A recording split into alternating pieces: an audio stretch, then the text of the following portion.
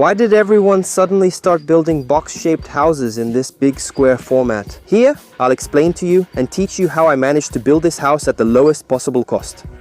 Music.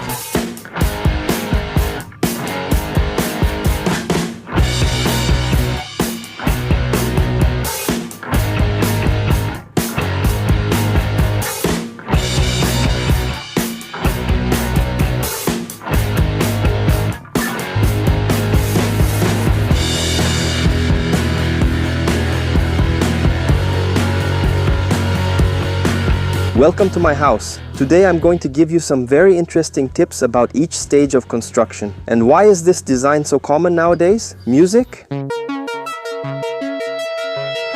Not long ago, this was the standard way of building, at least here in the countryside. This style is still common here, exposed roof. That's pretty understandable because this style here is much more efficient, much cheaper, it's better in every way. It only loses in one aspect, which is aesthetics, and nowadays what matters most is aesthetics. So, this is the main reason why people use that box-shaped house model. It's not because it's better, no, it's inferior in every way. I'll show you why, it's just that it's more beautiful, it's different from what people are used to. But will that last long, starting with this one? So I'll tell you why it's better. Notice that it has this extension out here, so the wall is already completely protected, both up there and here. The other system rots the whole wall where the water runs down. If you don't do proper treatment, which is much more expensive, the wall will rot completely. But this one here naturally protects your wall. The roof is much easier to maintain. There are hardly any areas where water can seep in, while that one over there has lots of places where water can get in. Why? Because the roof is simply embedded into the wall everywhere, there are gutters everywhere, and all of this makes it easier for water to seep in. This makes the paint wear out much faster, you have to repaint much more often, and the house gets much hotter. Because of this, since the sun hits the walls more directly, it heats up the inside, unlike a house with an exposed roof. But I understand why people suddenly started making that other style, because everyone was the same. And that's where the problem is. When everyone starts doing the same thing, the rich notice it and they want to be different, so they start doing things differently. And then the poor go and copy it, and suddenly everyone is doing the same thing again, and that becomes old, and the rich come up with a new trend. And that's going to be the reality very soon. The box-shaped houses will fall out of use again, and then another model will appear.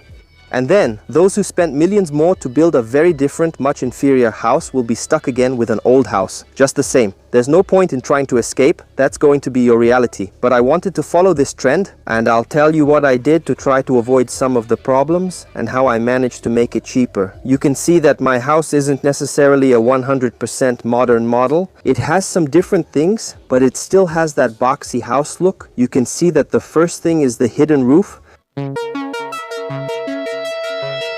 The hidden roof itself is really cool, man, really nice. It gives a different look, but when you see it from above, you'll notice it's much uglier than a conventional roof, so it's only aesthetically pleasing. When you're looking from below, you can't see the roof, but when you look from above, you'll see that it starts to accumulate a lot of dirt, and actually, it's much worse.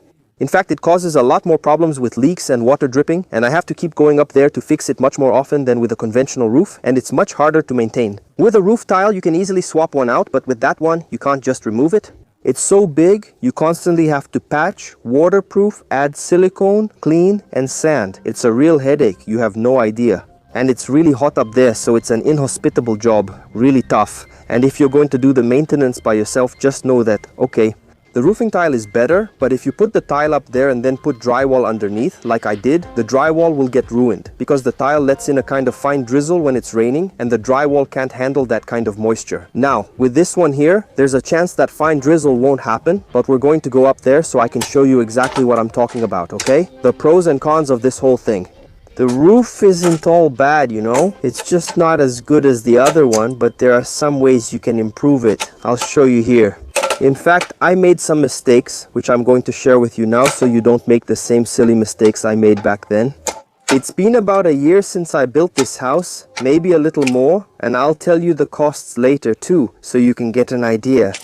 By the way, if you want to skip to the part of the video that interests you, the chapters are down here. In the first comment and also in the description, you'll find the chapters of the video. With the timestamp, you can click exactly on the one you're interested in. Maybe you just want to know the price or just something specific. You click there and go straight to the part you want. But let's go up there. So,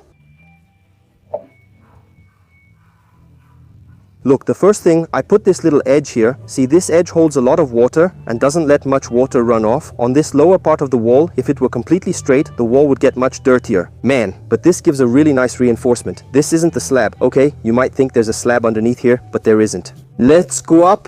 It's here. All right, we're on top of the roof. This is an important point that I need to talk to you about.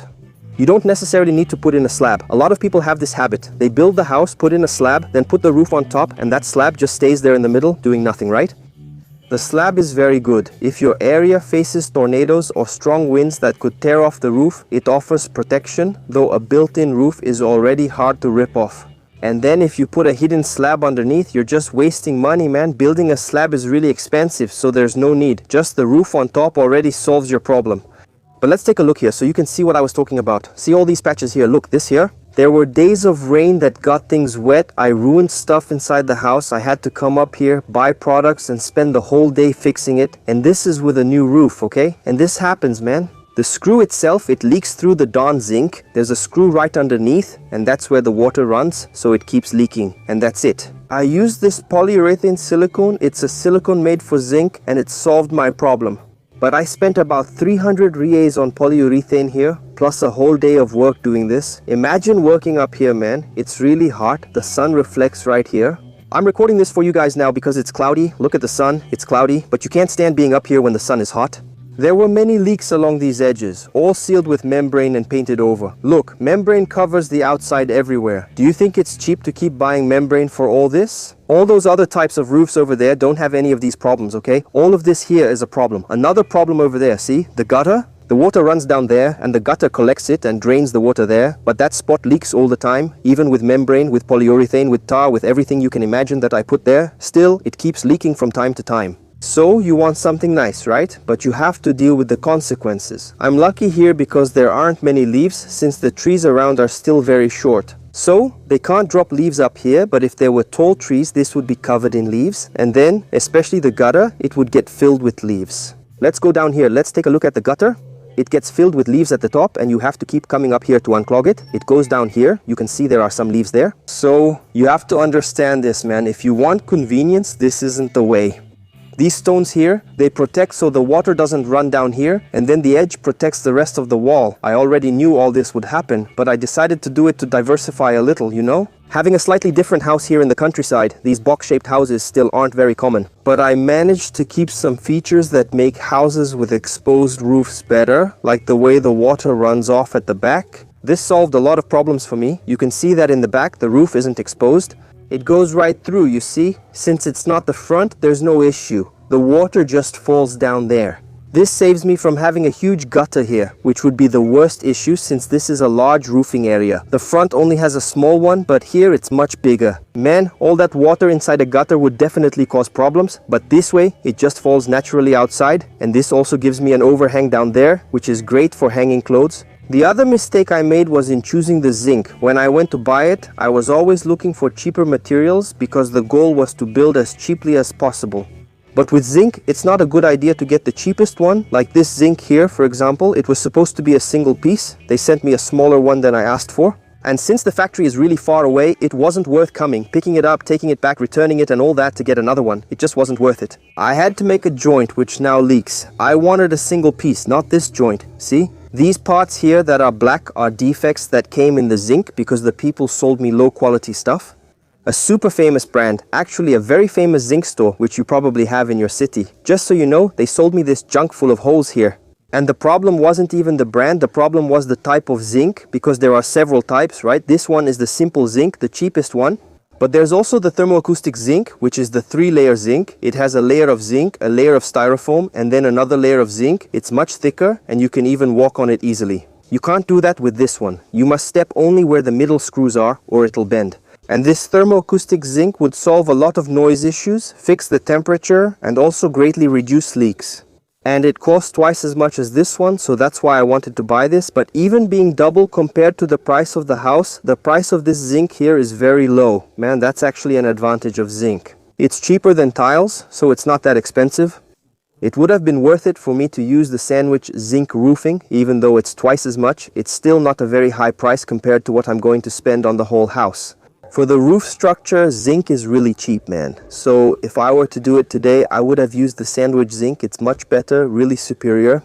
But now that it's here, we can't change it, right? This zinc. Here, it does make a lot of noise, yes, but since I put drywall under the house, it ends up that most of the noise doesn't happen. It doesn't make much noise. But that's not the problem. The problem is the heat it accumulates there. The drywall helps too, but it accumulates more heat than the other one. And also the leaks. All these defects gave me a lot of trouble. There are still some leaks to fix that I haven't been able to identify yet where they are. So in the end, I really got screwed with this here.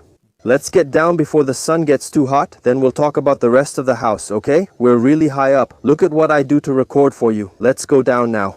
Another thing you can take into consideration is putting an awning here. Because if there's no eave here to protect the window, it's going to get totally ruined. You'll have to put up an awning. The sun is really harsh on the window unless there's another wall next to it, protecting it, like from a neighboring building, but if not, you'll have to put up an awning. And if the window isn't made of wood, rainwater will get in, too much sunlight will get in, so you'll have to put this here, which that type of roof doesn't need. So let's talk a little about the size of the house. This is something people get wrong a lot. If you're going to build a house, at least choose the minimum. Have you noticed that the average size of houses has decreased a lot, but it's mostly apartments that come ready and all that? Because people have already realized that the bigger it gets, the more expensive it is, much more work to maintain, and a smaller space is often enough. So there's no reason for you to build something huge. This is a problem, because many people might start to get a job that pays a little better. And then they immediately want to put everything you can think of in the place, want to add a bunch of closets, a bunch of bathrooms. Then the house turns into nothing but hallways, and that's a problem. You start wasting a lot of space on things you won't really need. I'll give the example of this house here. I managed to fit 3 bedrooms in the house, a living room combined with the kitchen, and actually, they turned out pretty big. You could even make them smaller. Here there are 2 bathrooms, a walk-in closet, a barbecue area, a porch, a garage, a little hallway, and there's also an office built into the bedroom. Look at how many rooms there are. If it were a regular house like people usually build, with all these things, then for sure it would be a house of a little over 200 square meters, sometimes even a bit more. And man, I managed to fit all of that into 130 square meters. So you realize that if you manage to reduce things as much as possible, you can make something compact which will be much easier for you to take care of. There's a laundry area, so you can create something compact. You want these things since there are smaller houses around 60 or 70 square meters. But then what happens? No laundry or barbecue area, separate garage, possibly no balcony, no walk-in closet, and no people. There are a lot of things here that I managed to put all in the same block, so I didn't need to make a little piece here, another there, an extension there to solve these little details. It's all in the same square block, and I'll explain to you how I did that. So I was able to reduce it as much as possible. There was no way to make it smaller than this, only if I made it a little bit smaller, the living room with the kitchen, but I think it turned out to be a good size. Even so, here in the back, for example, we have the barbecue area. You can notice that it's really small, it's not that huge thing. Some people build a barbecue area and then there's a fridge, a sink, all that stuff. It's like another house. There's even a bathroom like that. With the barbecue area being small, it's right next to the service area, which is right here. So the sink is already here. The fridge is right up front. So since it's small, everything is small. You don't need to have 2 fridges. You don't need another bathroom. The bathroom is right there, man. You don't need anything else. I use the same one from the house, even in the barbecue area. If I made this barbecue area over there in that corner, then I would have to come through here to get there, and then I would have to do everything all over again over there. But since I built it here, attached to the house, really close, I saved a lot of money with that. I put in one of those pre-made grills here. It's really cheap. If you build a brick grill like that, it gets way more expensive. I didn't add a motor to spin it since each one costs over 1,000 reais, so it just stayed in the corner. Look, I didn't drill the roof, okay? I didn't let the smoke come here, and this table stayed so I can cut the meat on it. To sum it up, it's inside the house's own block, but it's an open area. This way, I saved a lot of space. All of this is now part of the house's square footage. Up front, here we have the porch, and in this front part, I left it set back quite a bit. Here, I was able to gain space in the garage and also to avoid damaging the door too much. And even with all this extension here, the door is already in place. You can see that it's a little lighter at the bottom than at the top because down here it's getting a bit of sunlight. It ends up burning and warping the door a little, so much so that sometimes it doesn't close properly. So if you put the door right here, see, it gets the sun and it's going to ruin the door. But then I managed to fix that a bit. It didn't solve it 100% here, but it turned out well and the garage fits just right. Look, the car comes in here, it goes up to here, see, about here, more or less. So the size is just right and you have to park closer to the edge. You can exit from this side, not the other. Only one car fits and the motorcycle has to stay in front. This was the smallest possible space. It couldn't be made any smaller.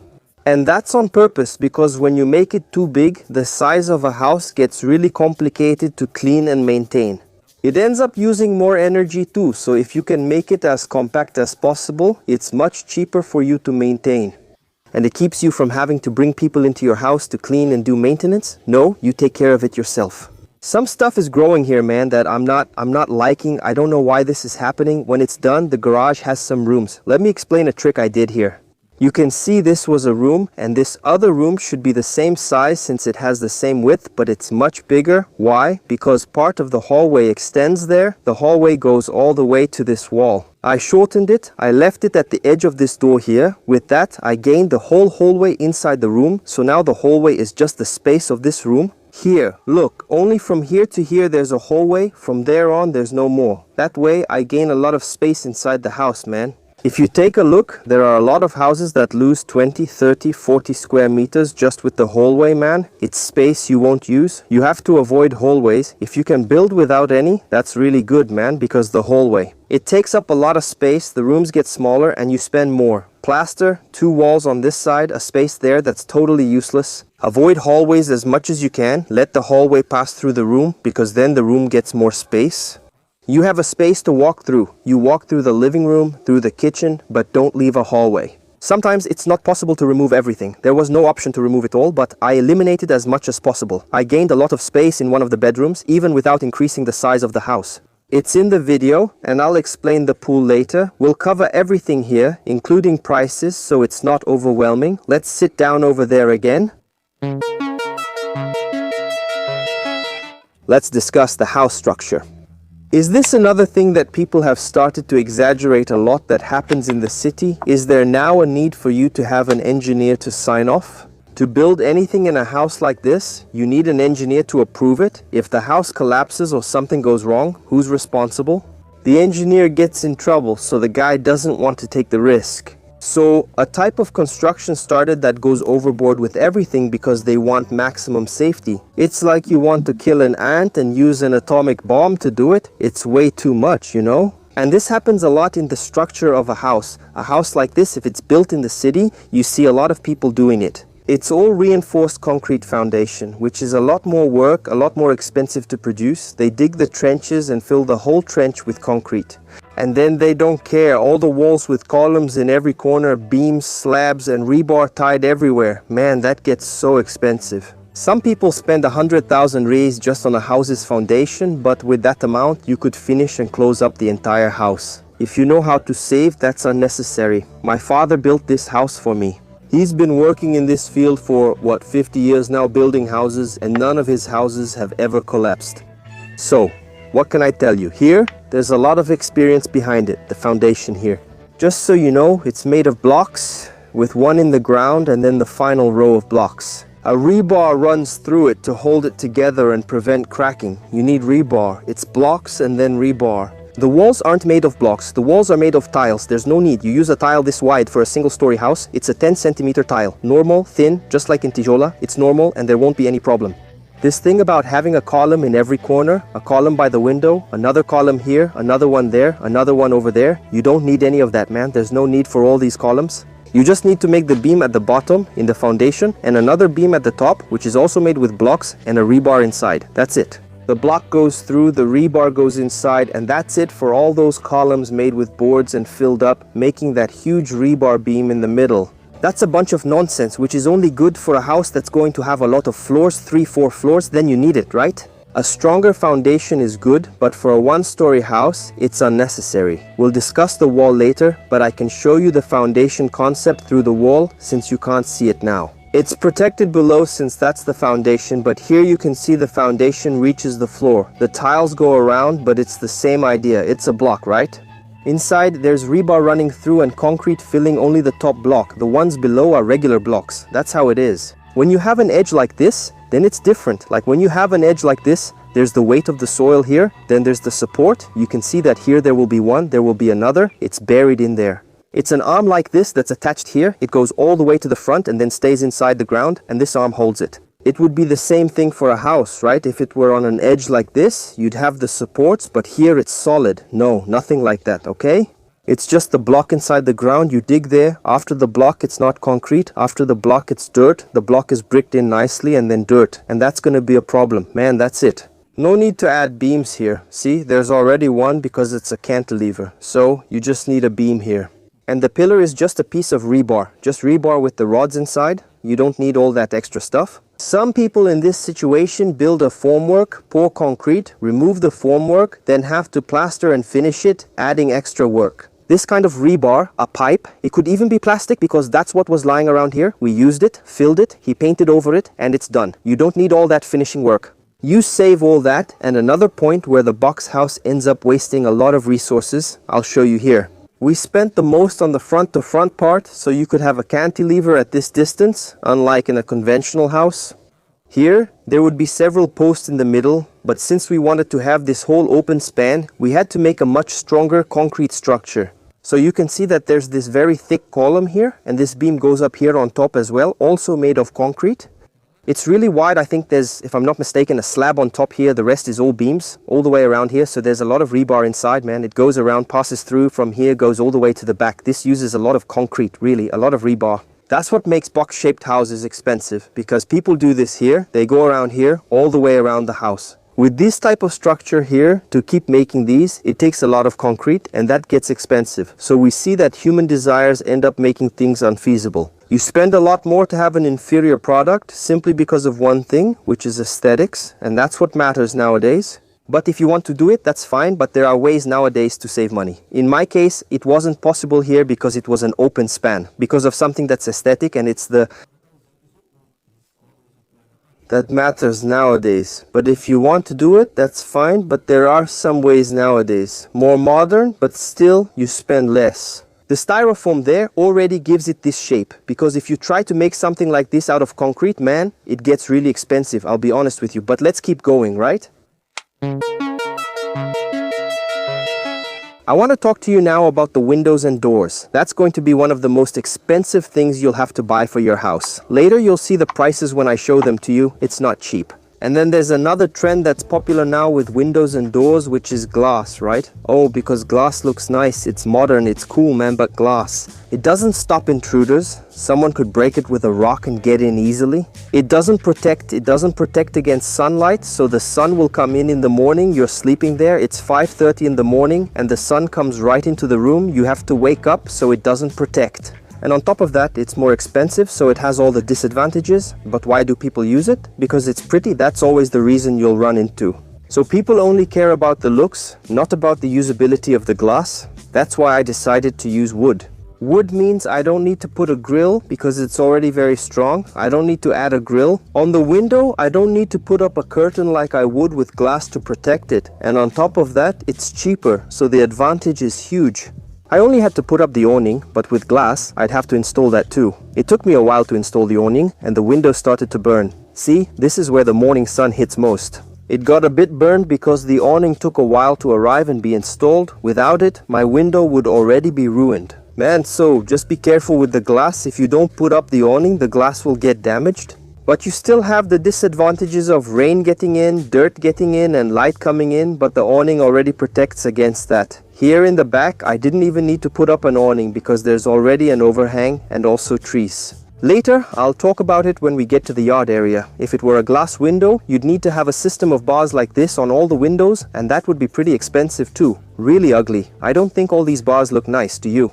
The same goes for doors. If you make indoor doors out of wood, they end up being cheaper. But since it's inside the house, if it's made of glass, that's fine, man, because inside the house, there won't be any sunlight. There's no risk of someone breaking down the door inside, so that's not a concern. But I've never seen a glass door like that inside a house. People only put it outside for aesthetics, only when you're going to put the door inside the house. Do some good research, because sometimes you put it inside the house, which is almost the same price as real wood, and the door made of plywood lasts much less. For example, you're going to put the front door of the house. You can't use plywood, you have to use solid wood like these here, because it's more exposed to rain and sun. So those other doors can't handle it, but this solid wood one can. Sometimes you can find this solid door for the same price as the other one. You really have to pay attention to that detail.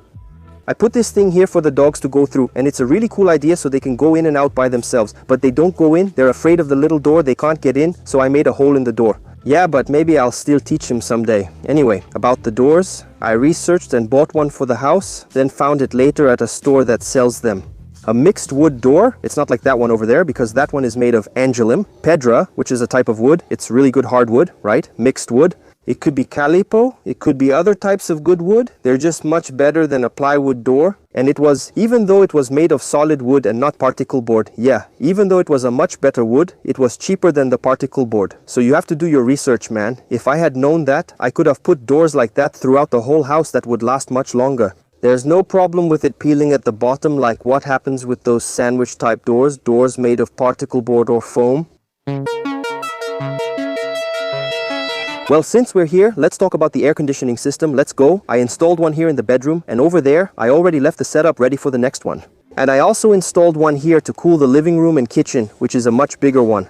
But all of them are window air conditioners. Now, this is something that depends on your preference. You have to weigh what's best for you. There are these two options: split air conditioner and window air conditioner. Nowadays you can get both with inverter technology, which helps save a bit more energy. So how do you choose between them? I'll tell you why I chose to install a window air conditioner, but this ended up causing me some problems. I'll explain why the window air conditioner is very good in some ways. First, when it has a problem, I just go there, take it out, bring it to get fixed, and then bring it back and install it by myself. I don't need to call anyone to come here the first time to install it either. I didn't need to call anyone, I just go there and put it in place myself. This makes maintenance a lot easier, especially for those who live in the countryside, because for someone to come here and do any kind of service, it's going to cost at least 600 or 700 reais, so you'll already be saving on that. Also, besides that, if you look closely, the window air conditioner is much less likely to have problems than the split air conditioner.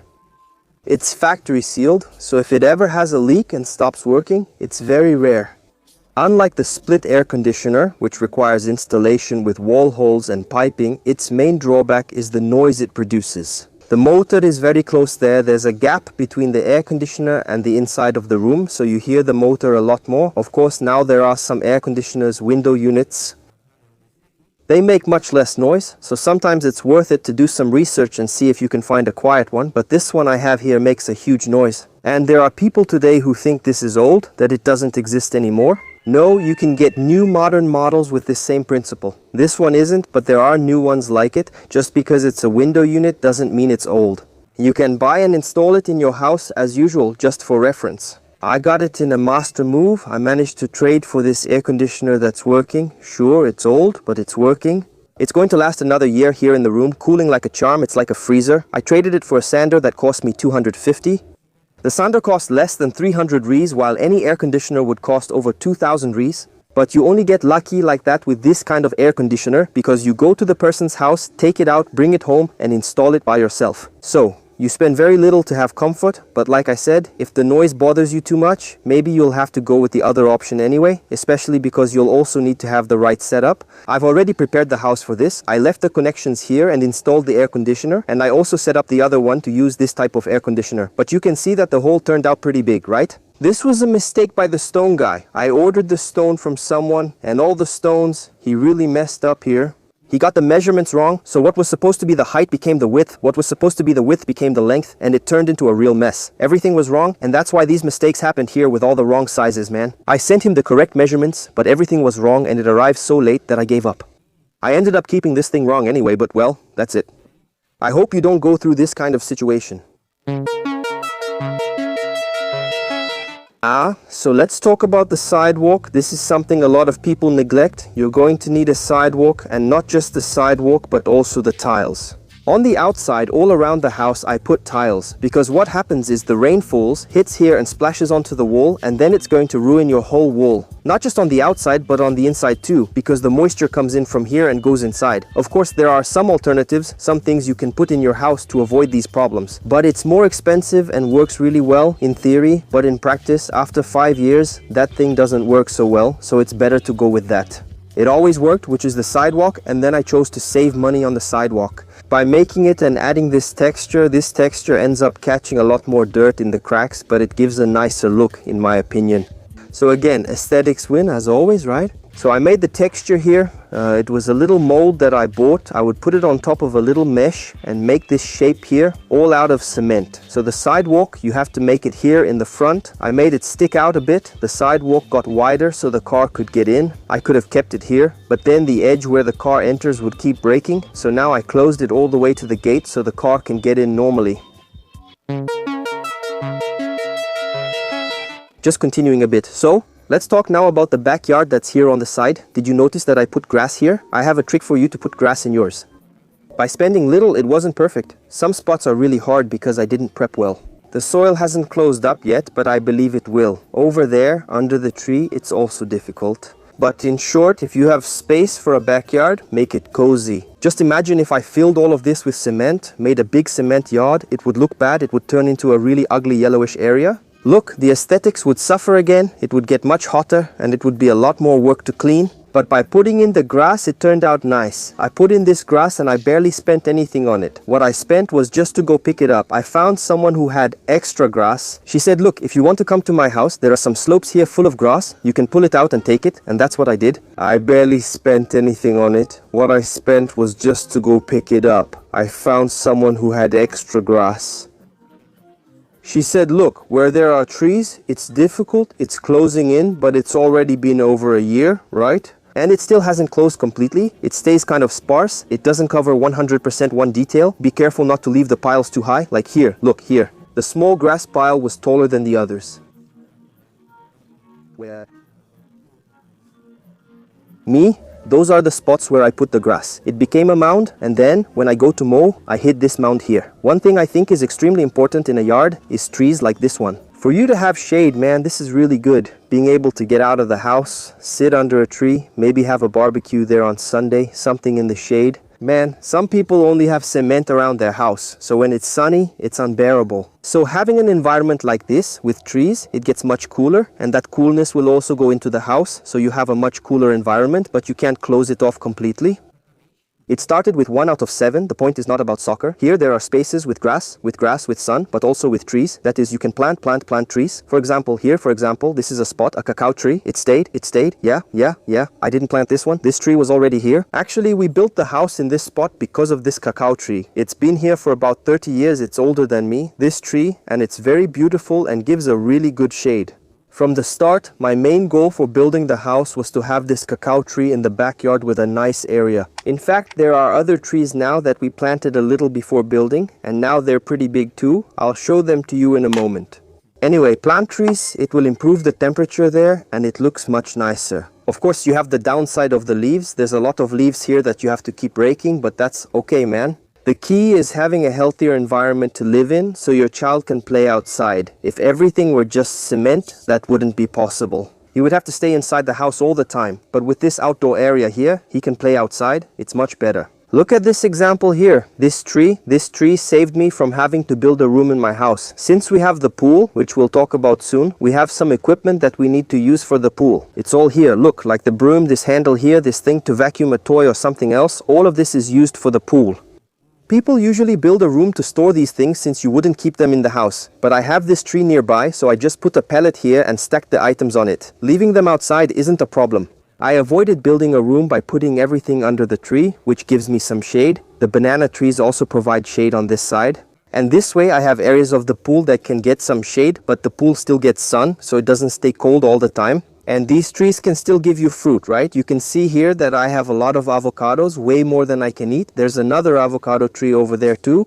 All of this was planted shortly before we built the house. It grows really fast. This guava tree here is much older. I remember it from when I was a kid. So it's here and also gives guavas. Guava is hard to enjoy since it attracts bugs, but it's here along with another fruit. Look, there's another guava tree over there and another one on this side too. I planted another mulberry tree which is starting to grow to see if it improves the shade on this side, because here it's all sun. Interesting, that's what this is too. If you don't have any trees planted yet, that's okay. It's good that the grass spreads out and fills in first, then you plant the tree, and when it gives shade, the grass is already established, so the chance of something going wrong with the grass is smaller. Here, where there's always been shade, you can see the grass doesn't want to fill in, right? So here, I'm planting another mulberry tree because this part of the barbecue area gets a lot of sun in the afternoon. If I can get this mulberry tree to fill in, I'll block the sunlight from coming in, so there will be less sun here in the barbecue area. The little mulberry tree is growing here, which is good because it grows really fast. It's one of the fastest growing crops. Plus, it gives really good fruit for a large part of the year, and the berries are great too. When they fall on the ground, they're small, so you don't step on them and make a mess. You can control them much better in the grass. Unlike the avocado, which falls on the ground and makes a big mess, and you have to keep picking them up because they're so big. The guava too, it falls and makes a mess on the ground. It's all about thinking about the time you have for maintenance and cleaning. If you plant a mango tree, for example, it's going to make a mess. The fruits will fall and make a mess. A jambo tree too, and the jambo tree gets really big, just like the mango tree. If you plant them too close together, you might end up having problems later with the branches. It's important to do some research and see what works best for you. Look at this area. Once the grass grows in, it'll look great. I'm thinking of adding a hammock and maybe putting the slide over there so it'll be a nice shady spot. Really cool, but there is a downside. Look at all these guavas here to pick up now. There will always be a mess like this. Now let's go to the pool. So this is something that a lot of people think is extremely expensive, but it's not. You'll see when I talk about the prices, it's not that expensive. If you know how to build the pool, I could have actually saved even more, but I think the price I spent on this pool is really good. Man, it wasn't much to have something really cool, but just think about it. If you really like having a pool, because there are people who like to travel, but liking to have a pool is already something different. Because a pool needs maintenance, you're going to have to clean it, but when you travel, you just get there and take a swim. It's not like that here. Every time I want to swim, I have to get the equipment, vacuum the pool, and then swim. You have to keep up with this care every week, and that's the first part. To choose a good pool, pick a small one. A lot of people go straight for a big one, like 6 meters, 8 meters, man. An 8-meter pool is a water park pool. You don't need that for your family. This one here, just so you have an idea, is 4 meters by 2, and it's enough for what? 5 people can swim at the same time. 5-6 people in there with space to spare. This pool here will have almost 10,000 liters of water. Its depth is 1.40 meters. For me, that's the ideal size. If it were any smaller, it would be bad. Like a shallow pool, people who use water tanks for pools, that just doesn't work. It's way too small, no way. With this one, you already have space to lie down, to relax, for more people to join in, for a child to swim, for an adult to swim, not really. Its length, well, you quickly reach from one end to the other. If you want to train swimming, the pool must be at least 6 meters, otherwise it won't work. But the bigger it is, the more products you'll need, and it really increases a lot. The amount of product you'll use, the time it'll take you to clean it, the cost of the pool goes way up. One like this is much more affordable. So what I did was, I hired the cheapest place I could find. The guys came, dug the hole in the ground, installed the pool, and built the pump room. Now, this part of the deck, I had to pay separately for a mason to do it, and he did it. He also did the shower area, and here is the pump room. I'll show it to you. I made the wooden cover to save money too. I looked into buying an iron cover, but I couldn't find one. It was really hard.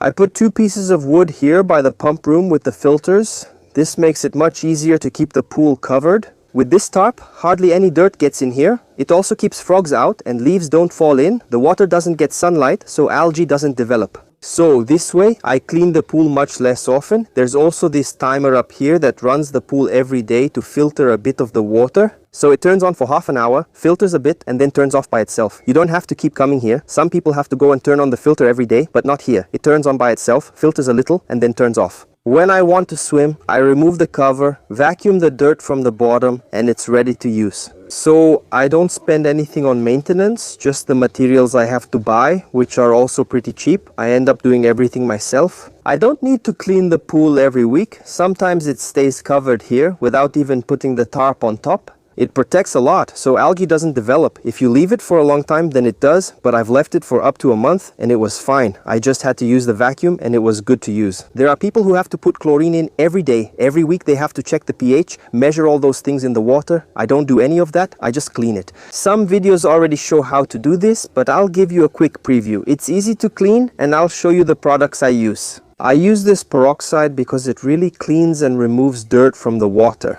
I put this product in here. It's made to clean irrigation corners. So I put it here in the water, just a little bit, right? 500 ml for every 10,000 liters. You put it in the water and then it mixes in and the dirt gets heavier and sinks to the bottom. And then you have to add chlorine too, because chlorine kills the bacteria, which is this one here. There are a bunch of other products here, a bunch of stuff. It's all unnecessary. It's just things the store wants to sell you. A meter for who knows what, a test for something else, a little bottle for something unknown, just a bunch of nonsense. I bought it because I didn't know how to clean the pool, so I thought I needed it. The guys told me I needed it. I bought it and never used it once, right? Then I found out about this peroxide thing and I never messed with those other things again. It's just lying there. 600 rays wasted. The peroxide costs 200 and the chlorine 100 and the rest was all wasted because I'm not going to use it. It doesn't make sense to use all those expensive products. It's a lot more work to clean and it cleans much less than peroxide. That's how stores make money, so that's what they sell. That's Brazil for you. People think having a pool is expensive because they shop at the wrong place and get the wrong size. They end up paying for cleaning and everything gets costly. Now, if you buy a much smaller pool, if you clean it yourself, if you do your research, so you can buy the pool for a better price and get cheaper cleaning products. If you research, you'll see it's actually cheap. When you see the prices, you'll get it. It's not expensive. Anyone with space and dedication can have a pool at home. But if you're the kind of person who, when you go places like to the beach, for example, you just stay on the sand and don't go in the water. You go to a pool at a water park, you just stay outside taking pictures and don't get in the water, or you get in for a bit and then get out. A pool isn't for you. You have to be the guy who likes to stay in the water, because what's going to happen? You'll set up the pool and use it often at first, but after a week or two, you'll lose interest, leave it closed, and keep mentioning it to everyone. Yeah, because having a pool is an illusion. We never get in. It's you who doesn't get in. You're the one who doesn't like water. It's people who don't like water but still want to have a pool at home. Because of the status, a lot of people think that having a pool at home gives you status, that it means you're rich. No, anyone can have one. But if the person doesn't like getting in the water, they're not going to use it, it'll just sit there unused. It just turns into work and expense, so the person will eventually get rid of it. That's why a pool isn't for everyone. Let's sit down. I'm already tired.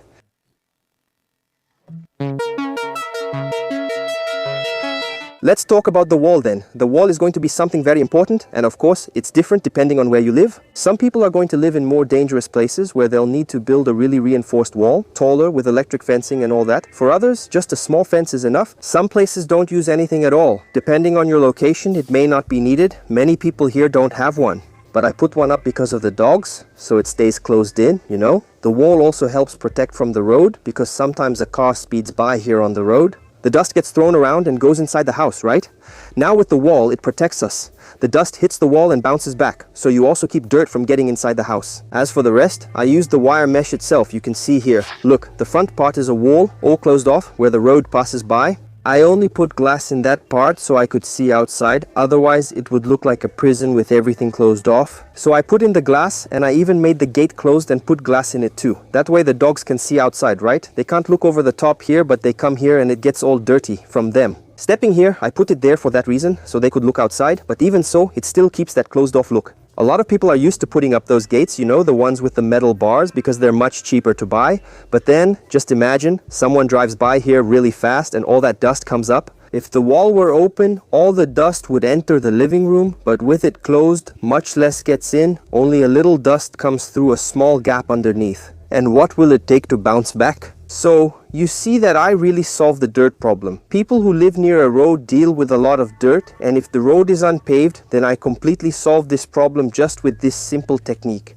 So, here's another detail. If you live in the countryside, you need to put a lock on your house gate. Some people use those locks that only work with a key. Just imagine, every time I go outside, like to the chicken coop, I have to have the key to unlock the gate because there's no handle on the outside. In fact, this gate came with that other type of key. People who live in the city only open it with a key. There's no handle, right? But if you live in the countryside, man, are you going to leave the gate locked all the time? You want to go outside, come back in, and if there's no handle, You have to yell for someone to open the gate every time, which is really annoying. Also, I installed a small motor on the gate. Just imagine, every time you get here, you have to get out of the car, come here, open the gate, go back to the car, drive in, come back here, close it. With the remote, you just open it. This thing is cheap, man. 300 Rs, you can get one of these. Of course, you'll have to install it yourself, right? If you hire someone to do it, it'll be a lot more expensive. If you buy a small motor and install it yourself, it's affordable and worth it. You'll save effort and avoid getting out of the car to open the gate. Installation isn't difficult. One of the best things I've added is this automatic gate. I recommend you get one too. For the rest of the house, a wall isn't needed since it's much more costly than a fence. So I put up this welded fence. I bought it online and it costs 3 times less than in the stores in my city. And here's a very important point for anyone who's going to build. You can find materials much cheaper online, man. Everything that can be shipped by mail is cheaper on the internet.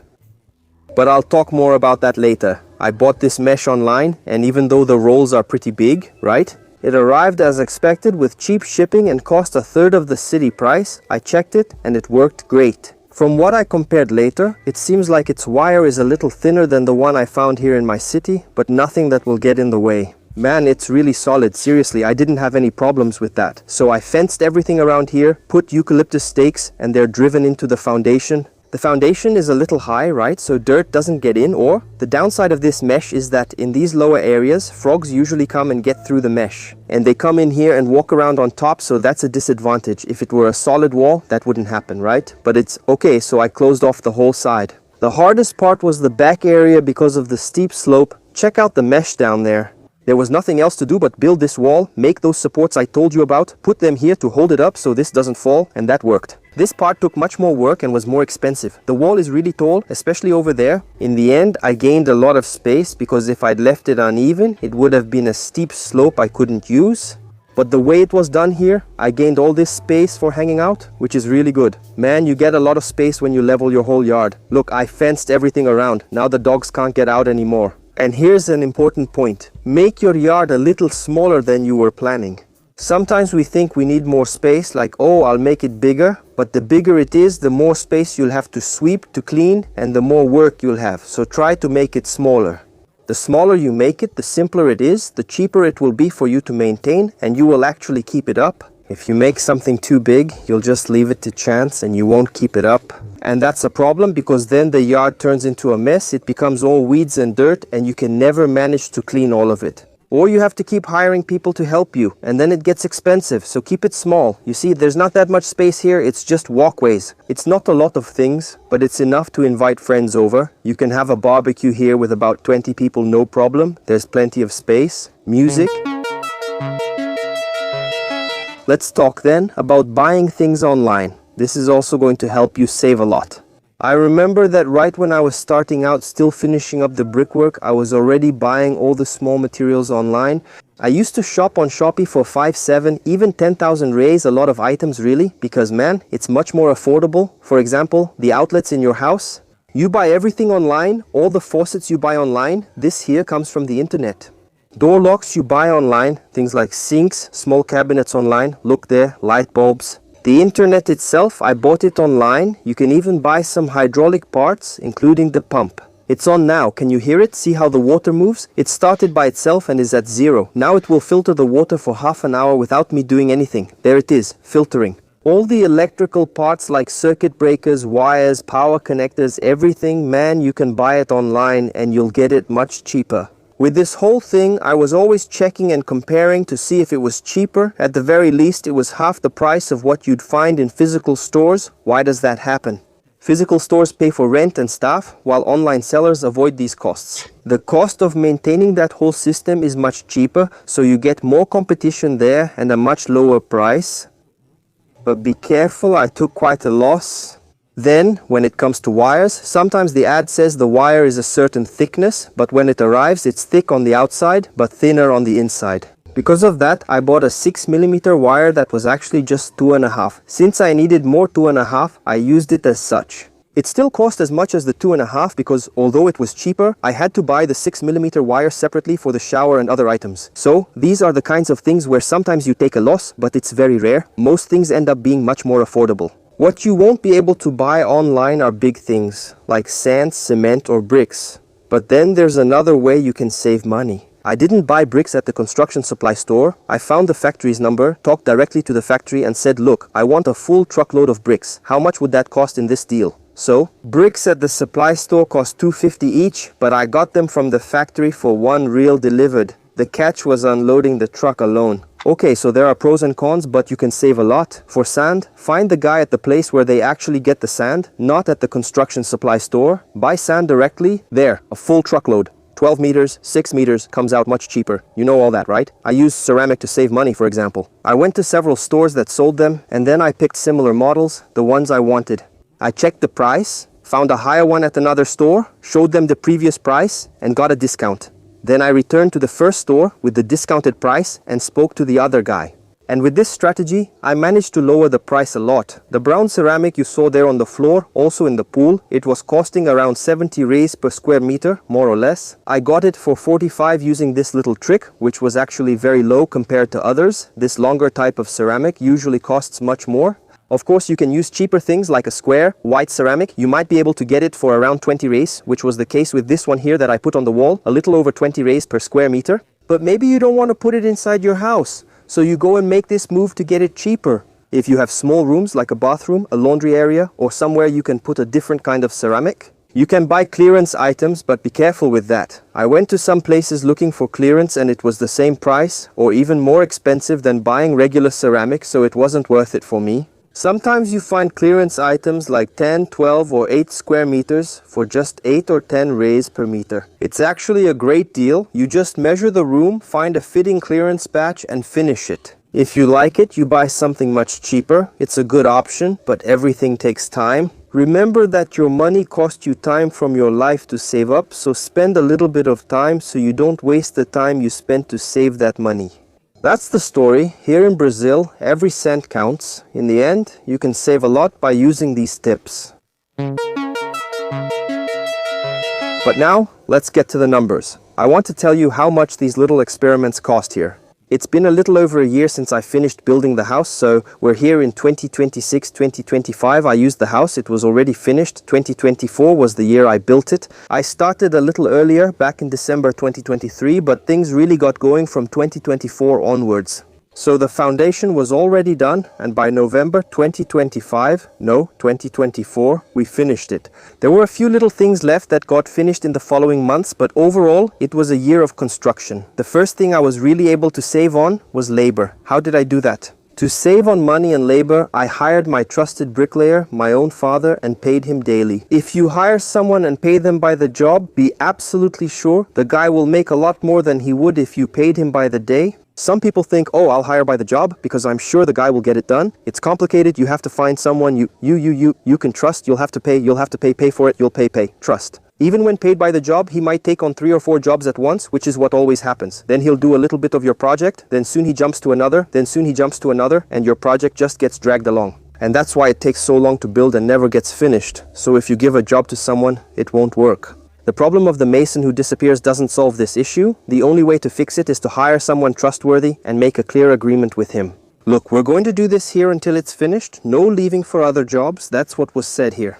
He was going to finish my house, then take on another job. In fact, he worked here for a year straight. He only left once in a while, just for a day or two. Don't work on multiple jobs at once, as it leads to delays. There are people you hire who have a bunch of bricklayers and helpers, and then they work on your project for 2 days, disappear and don't show up for a month, then come back for another 2 or 3 days. That's just not sustainable. I had this problem with the drywall here. I hired someone by contract to do the drywall because my father doesn't know how to do it. The guy would work for a day, then disappear for a month before returning briefly. This caused the project to drag on and take much longer to finish. The cost of the drywall ended up being really high. He made up a bunch of other things that had to be added to the price, and in the end, it got really expensive. It would have been better if I found a reliable day worker, but it's tough. Specialized work can be hard to find. But let's start here. I wrote down all the prices. I'll tell you everything exactly. First thing, to do the foundation and buy the tiles I told you about, I spent 8,000 reais. To do the foundation, you easily spend 40. If you don't know how to save, just look. I already saved a lot.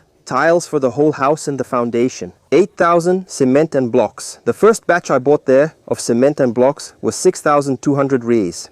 The labor with the bricklayer from start to finish, not counting those extra contracts for the drywall. In this case, the labor cost was $56,500. I'm sure you'll find people wanting to take the job for more than $100,000. That's understandable, since he doesn't want to risk losing and will set a high price. In the end, the bricklayer, who usually costs $250, ends up making 500 Rs a day because of the contract job. So, if you can find someone trustworthy working by the day, it's going to be much cheaper.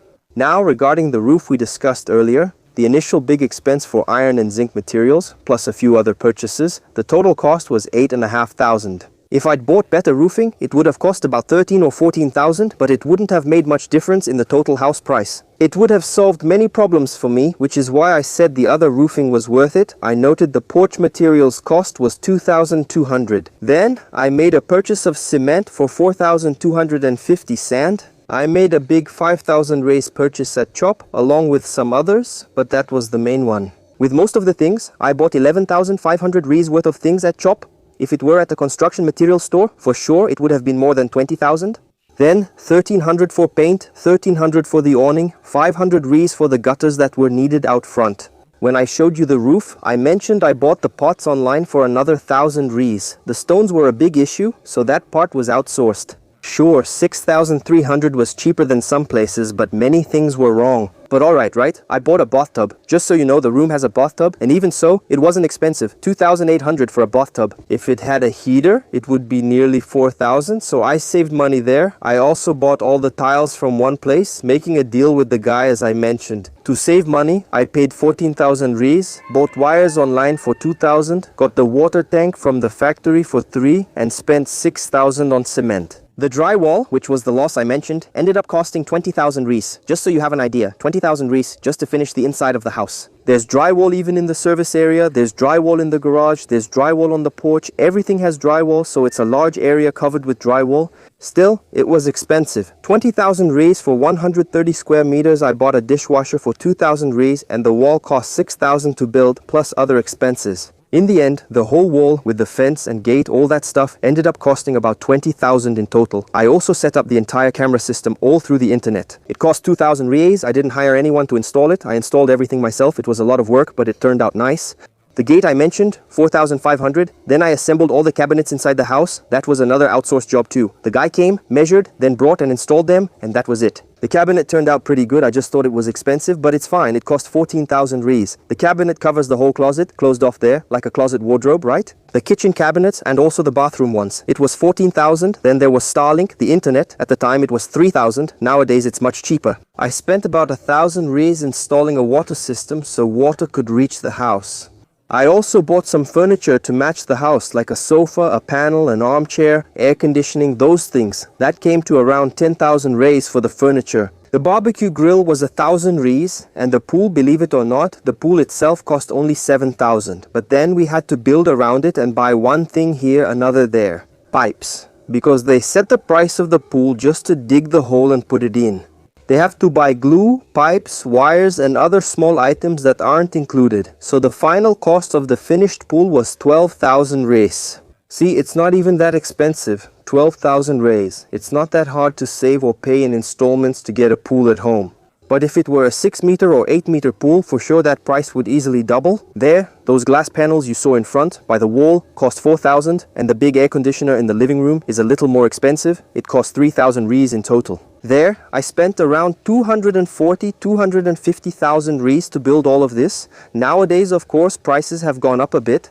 When I was building here, I managed to settle at 200 Rs per day. Hey bricklayer, but you know that nowadays you'll find it for 250, 300 Rs. The helper's wage increased slightly. I was paying 150 Rs per day, so overall costs went up. Still, you can save a lot. I could have easily spent 400,000 to do the same thing that's here if I hadn't used these tips that I taught you in this video. That's why I think it's really important for anyone who's building to really understand this video. Watch it, take notes, get the tips, and apply them. Man, because this helped me save a lot. And you also got to see here the mistakes I made, which you don't have to make yourself. Anyway, in my opinion, the Quixote house. It's very beautiful, but that's it, okay? It's just beautiful because it has several disadvantages compared to the other one. It doesn't have any advantages. It's really just the looks. But if you make beauty a priority in your life, you can go ahead and build it. That's fine, but be aware of these additional costs. That's what I said. If you want more videos like this, I can record on other days. Leave your tips and ideas so we can go deeper, maybe focus just on the pool, or maybe make a video about the car, something like that. I'll share some experiences with you. See you next time, okay?